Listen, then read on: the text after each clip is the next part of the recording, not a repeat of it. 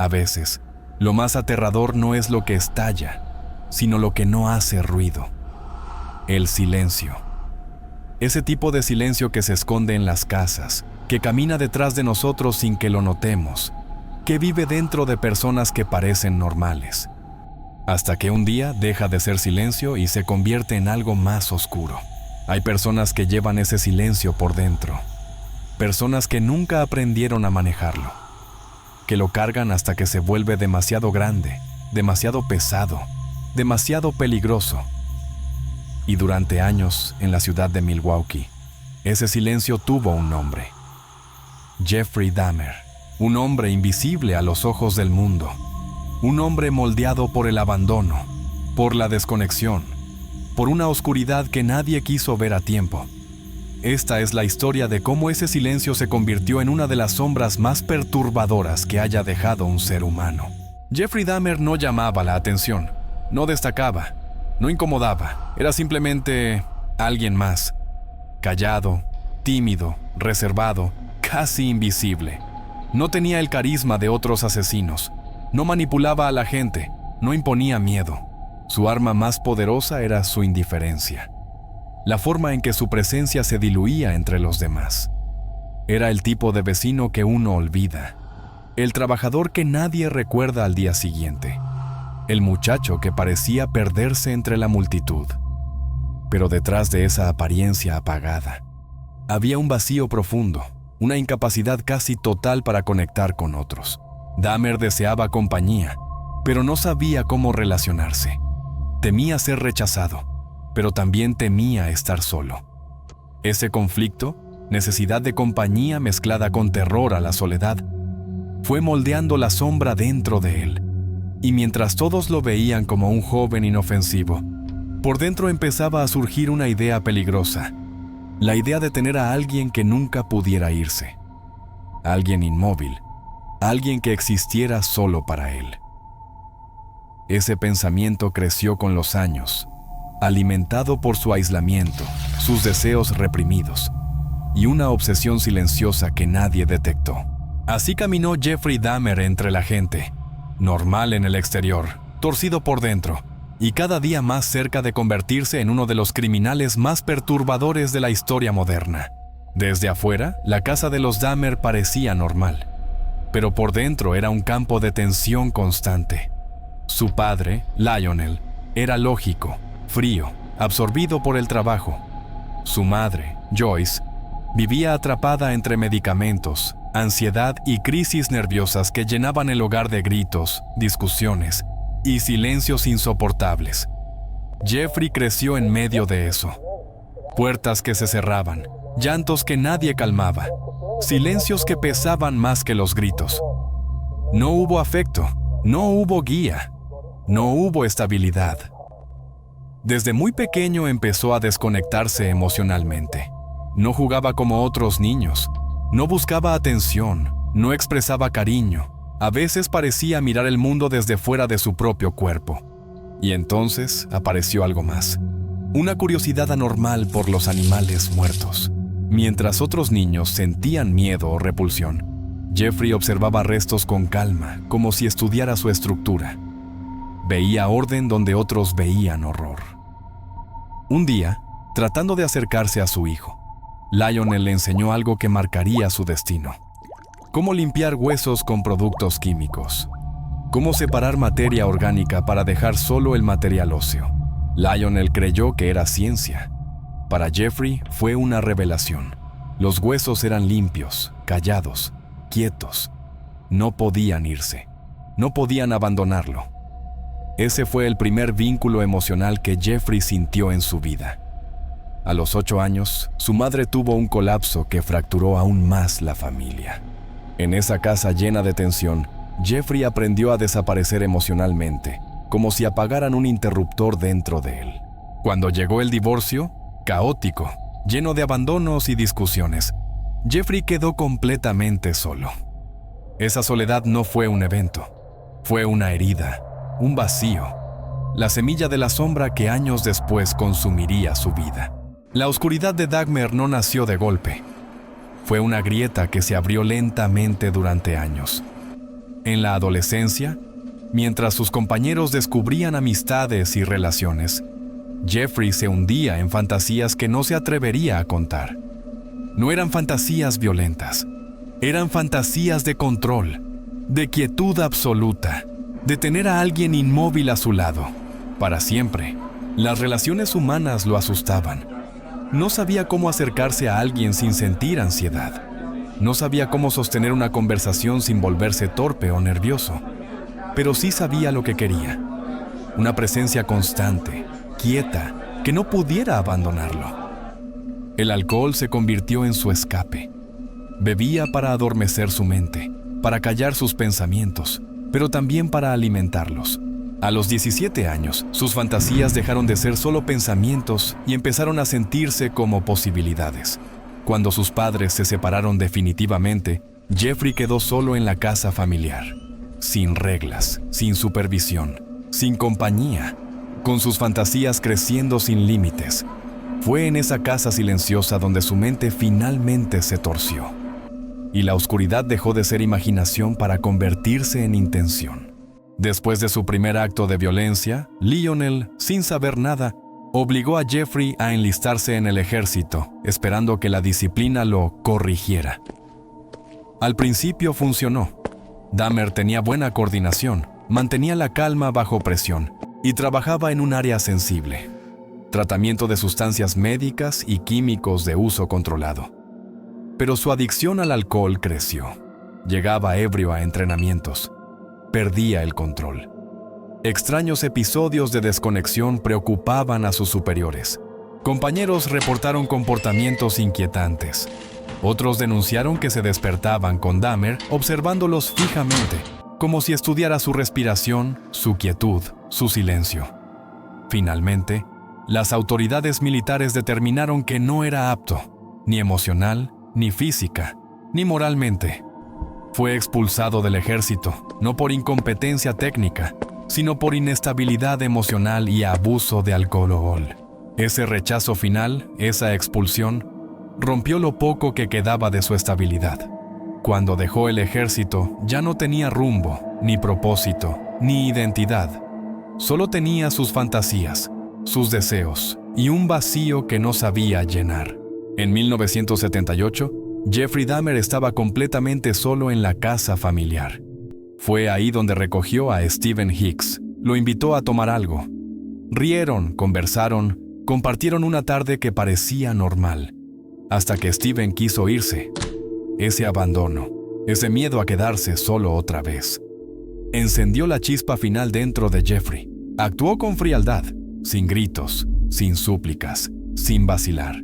Cuando todo terminó, descubrió algo que lo marcaría para siempre: control total. Pero lo más perturbador fue lo que vino después. Jeffrey manipuló el cuerpo como si fuera un ejercicio anatómico, recordando técnicas que había aprendido de niño. Separó huesos de materia orgánica, probó herramientas y se deshizo de restos usando químicos que reconocía perfectamente. Con el tiempo, blanqueó los huesos que decidió conservar, los limpió con calma, los clasificó y los guardó como si fueran trofeos silenciosos.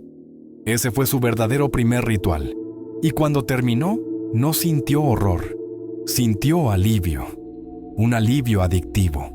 Dahmer intentó volver a la normalidad. Consiguió trabajos, se mudó, intentó mezclarse, pero ya había descubierto un mecanismo para llenar su vacío. Y una vez que sintió esa calma, no quiso soltarla. Empezó a perfeccionar su método. Buscaba hombres solitarios, ofrecía dinero para fotos, los llevaba a su casa, los adormecía, tomaba control absoluto. Luego venían sus rituales. Preparaba la habitación, bajaba las luces, ponía música suave, acomodaba el espacio para sus fantasías. Cuando todo terminaba, comenzaba su proceso. Fotografías meticulosas, limpieza del cuerpo como si fuera material anatómico, uso de químicos para disolver restos, separar huesos, blanquearlos, conservar cráneos y mandíbulas como compañeros permanentes. No era sangre lo que buscaba, era quietud, era silencio. Era compañía absoluta sin conflicto. Con cada acto, su mente se volvía más fría, más organizada, más dependiente de sus rituales. Para Dahmer, lo que hacía no era violencia, era orden. Y eso lo hacía todavía más peligroso. Para 1991, Jeffrey Dahmer ya tenía un método, un patrón que conocía de memoria, un plan que repetía una y otra vez sin que nadie se diera cuenta. Pero una noche, ese patrón estuvo a punto de romperse, y el mundo vio, demasiado tarde, quién era realmente Jeffrey Dahmer. Conerak Sintasomphone tenía 14 años. Era joven, tímido, con una vida por delante y una familia que confiaba en que podía caminar por la ciudad sin peligro. Esa noche, Dahmer lo encontró solo. Le ofreció dinero para unas fotos, una excusa que usaba con frialdad mecánica. Conerak aceptó. No sabía quién era él, no imaginaba a dónde lo estaba llevando. Dentro del apartamento, Dahmer repitió su método habitual: control, silencio, dominio, todo siguiendo un guión que ya conocía demasiado bien. Pero aquella noche, ocurrió algo que él no anticipó.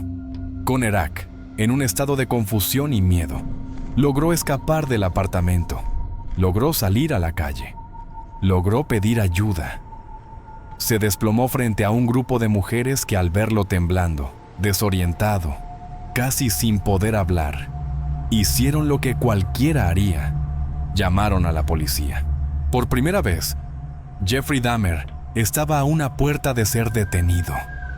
Cuando los agentes llegaron, encontraron a un adolescente casi desnudo, aturdido, tratando de alejarse. Las mujeres insistieron: él necesita ayuda. Algo le hicieron. No lo dejen volver con ese hombre. Pero Dahmer llegó detrás, calmado, tranquilo, con esa frialdad que lo hacía parecer inofensivo.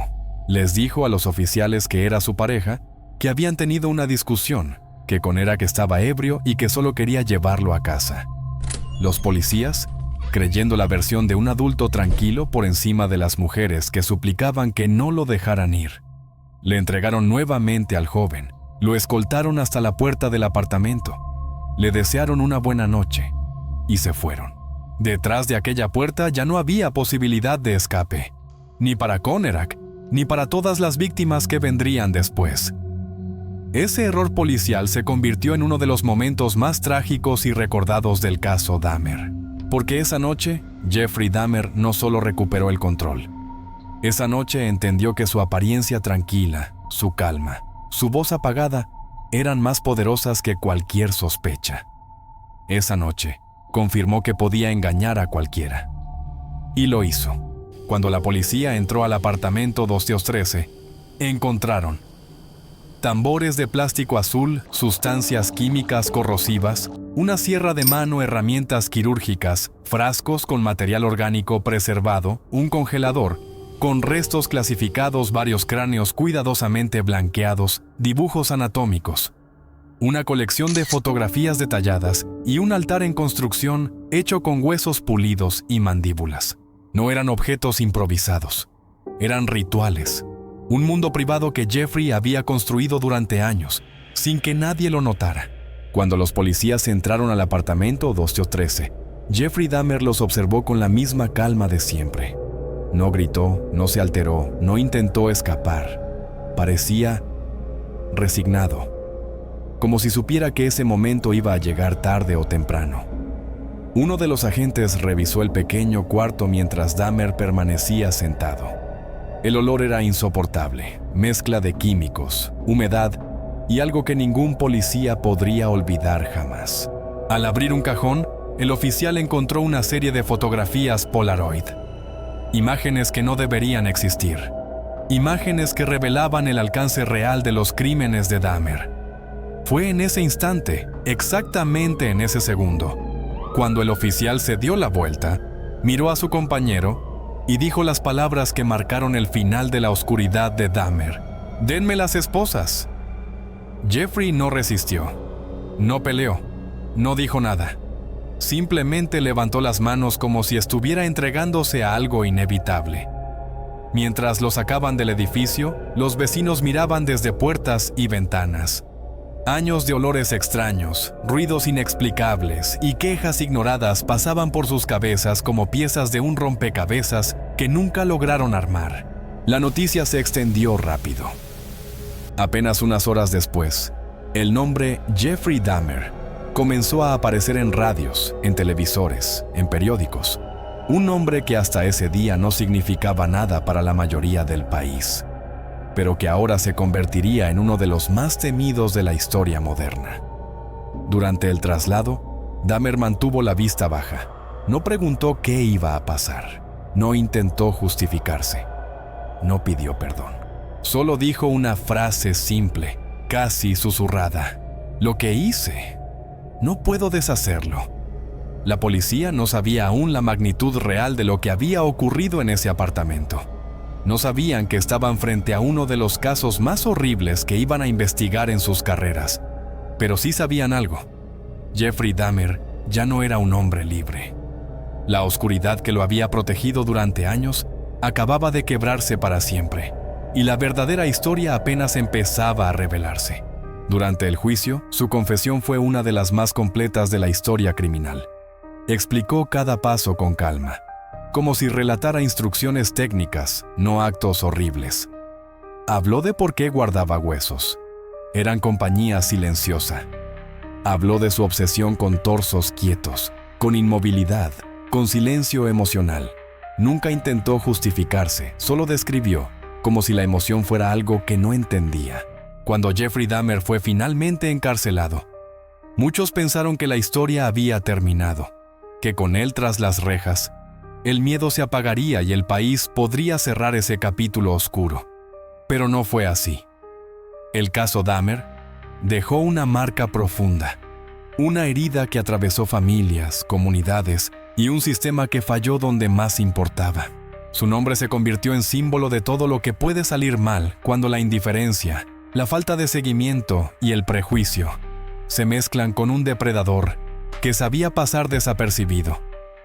Hubo indignación, rabia, dolor, debates sobre racismo, sobre negligencia policial, sobre cómo la sociedad permitió que un hombre como Dahmer actuara durante tanto tiempo sin ser detenido. Cada testigo, cada sobreviviente, cada familiar de las víctimas cargaba con una pregunta que nunca tuvo respuesta clara. ¿Cómo nadie lo vio venir? Las comunidades afectadas permanecieron marcadas. Para muchos, las pérdidas fueron irreparables. Las sillas vacías en las mesas, las fotos enmarcadas, las ausencias que nunca pudieron entenderse, crearon un vacío que ninguna sentencia podía llenar. La historia de Dahmer también dejó lecciones dolorosas. La necesidad de escuchar más, de investigar más, de no descartar señales, de no permitir que la apariencia de tranquilidad o la voz suave de alguien tomen el control de una situación crítica. Los años pasaron, pero el eco de su nombre siguió apareciendo en libros, documentales, programas de estudio y conversaciones sobre cómo prevenir tragedias similares. Jeffrey Dahmer se convirtió en un recordatorio oscuro de la fragilidad humana, de lo que puede surgir del abandono, de la falta de conexión y de la capacidad que puede tener alguien para ocultar una vida entera de oscuridad detrás de una fachada común. No dejó un legado de admiración, no dejó enseñanzas de grandeza, dejó una advertencia, una sombra que todavía hoy hace que la gente mire dos veces, por si acaso. El legado de Dahmer no es su nombre, es el vacío que dejó, el miedo que despertó, y la lección amarga de que los monstruos más peligrosos no siempre son los que gritan, sino los que saben permanecer en silencio. Jeffrey Dahmer murió en prisión. Su historia terminó dentro de un lugar del que nunca debió salir, pero su nombre sigue flotando en la memoria colectiva, no por quién fue, sino por lo que llegó a ser. Hoy, al mirar atrás, queda claro que lo más escalofriante de su caso no fueron sus crímenes por sí mismos, sino la forma en que pasó desapercibido durante tanto tiempo. La forma en que vivió entre la gente sin levantar sospechas, sin provocar miedo, sin mostrar nada más que un rostro común. Eso es lo que lo hace tan inquietante. Porque Dahmer no era un monstruo visible, no era alguien que cualquiera hubiera evitado. Era justo lo contrario, alguien que casi nadie recordaba. Y ese es el verdadero terror. Cuando intentamos entender casos como este, no es para glorificarlos, ni para buscar detalle morboso, ni para darles más espacio del que merecen. Es para recordar que esta oscuridad no aparece de golpe. Siempre da señales, siempre deja pistas, siempre intenta mostrarse. Aunque no queramos verlo, en Los Hombres del Silencio exploramos precisamente eso. Las sombras que se esconden detrás de personas que alguna vez parecieron normales. Historias donde el silencio, la indiferencia y la falta de atención permitieron que algo terrible creciera sin control. Jeffrey Dahmer fue uno de ellos. Un hombre que vivió sin hacer ruido, que caminó entre todos como si fuera uno más, y que dejó atrás un vacío que aún hoy sigue pesando. Conocer su historia no cambia lo que pasó, pero sí nos recuerda una verdad incómoda. El peligro no siempre hace ruido. A veces camina despacio, a veces sonríe, a veces saluda, y a veces se esconde en los rincones más comunes de la vida de cualquier persona. Esta fue la historia de uno de los hombres del silencio. Y el silencio siempre tiene más nombres por contar.